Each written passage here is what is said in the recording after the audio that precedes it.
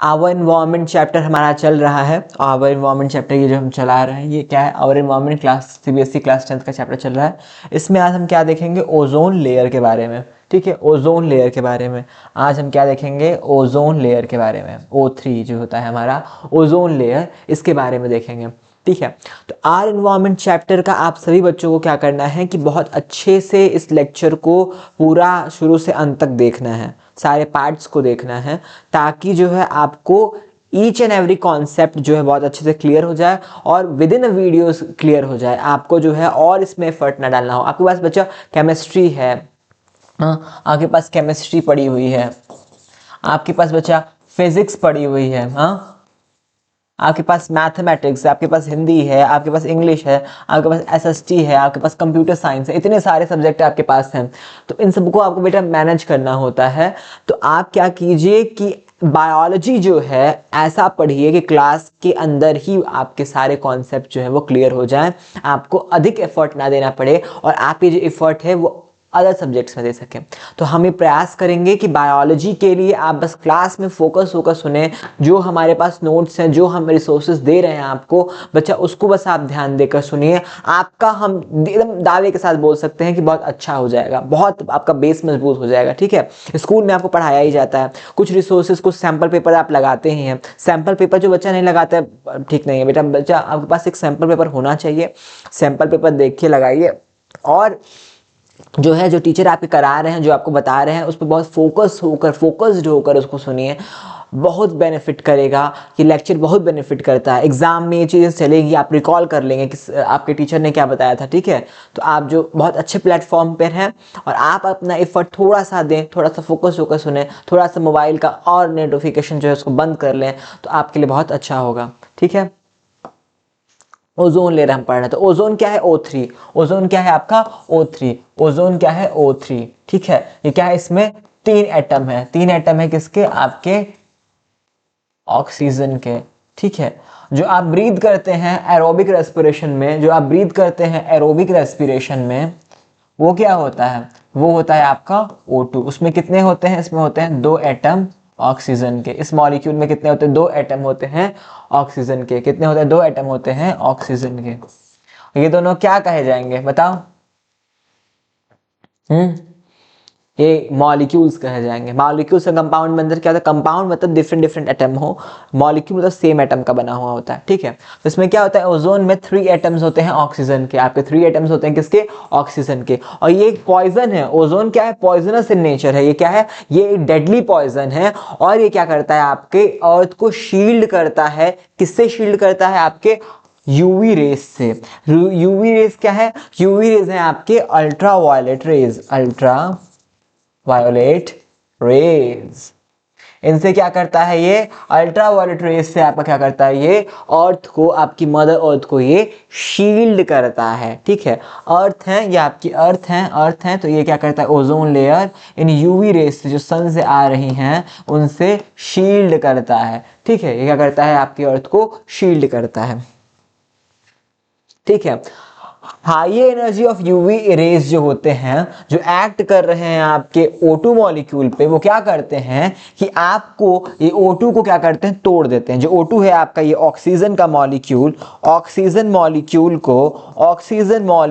को क्या करता है, UV rays, ultra violet rays, इस पे हायर रेडिएशन का, जो हायर एनर्जी का है, इस पे एक्ट करता है। जब आपके एटमॉस्फेयर में जो ऑक्सीजन है, इसको क्या करता है, इसको जो है ये 2 एटम ऑफ ऑक्सीजन में, 2 एटम्स ऑफ ऑक्सीजन में ये क्या करता है, इसको ब्रेक डाउन कर देता है। ये क्या कर देता है, इसको ब्रेक डाउन कर देता है। ये ऑक्सीजन के 2 एटम में ऑक्सीजन के मॉलिक्यूल्स को ब्रेक डाउन कर देता है। ठीक है, कौन, आपका अल्ट्रा वायलेट रेज का हायर रेडिएशन। फिर क्या करता है कि ये जो ऑक्सीजन है, ये ऑक्सीजन जो टूटकर आई है, एटम जो ऑक्सीजन है, ये वहां पे जो मॉलिक्यूल ऑक्सीजन है, ये जो एटम ऑक्सीजन है, एटम ऑफ ऑक्सीजन, ये क्या है, मॉलिक्यूल ऑफ ऑक्सीजन।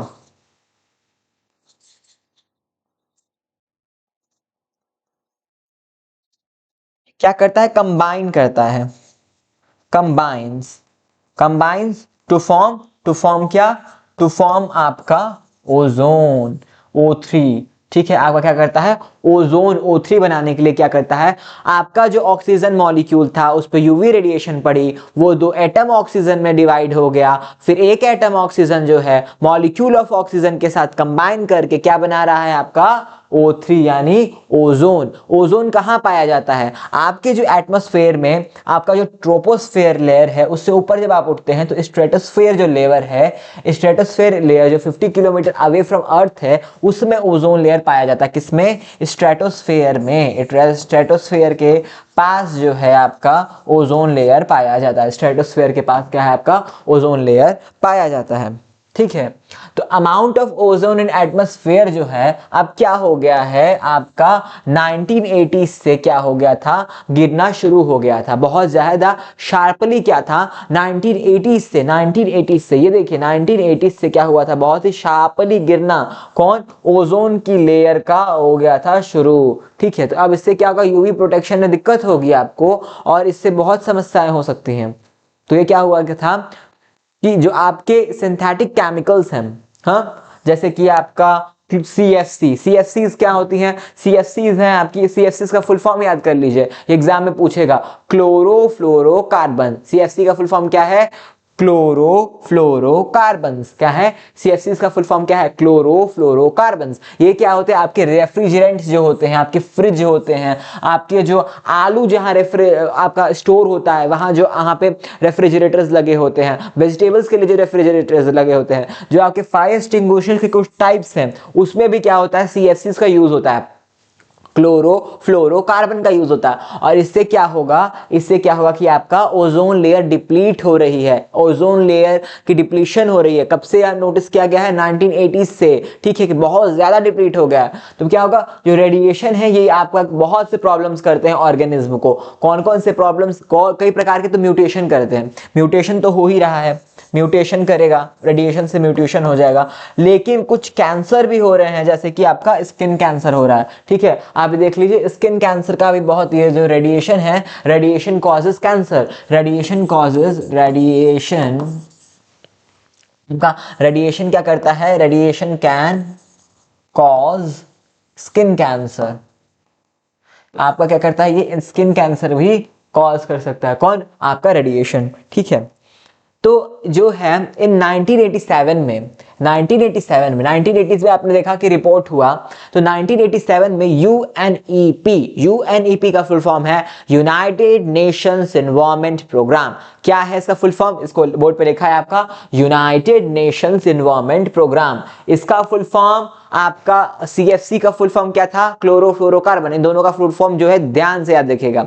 तो क्या हुआ, इन 1987 में यूनाइटेड नेशन एनवायरनमेंट प्रोग्राम ने क्या किया कि एक एग्रीमेंट को फोर्स किया। उस एग्रीमेंट क्या था कि जो CFC प्रोडक्शन है वो 1986 के लेवल्स तक ही रोक दी जाए, वहीं फ्रीज कर दी जाए, उससे अधिक CFC का प्रोडक्शन नहीं हो। ठीक है, तो इसने क्या किया, आपका ऐसा किया कि 1986 के जो है आपका जो लेवल पे CFC है वहीं पे रोक दिया जाए और उससे अधिक ना हो। कौन, किसने किया, यूनाइटेड नेशन एनवायरनमेंट प्रोग्राम। क्या था, force an agreement to freeze CFC production at 1986 level. ठीक है, तो इसने 1986 के लेवल तक ही CFC का जो प्रोडक्शन है उसको फोर्स कर दिया।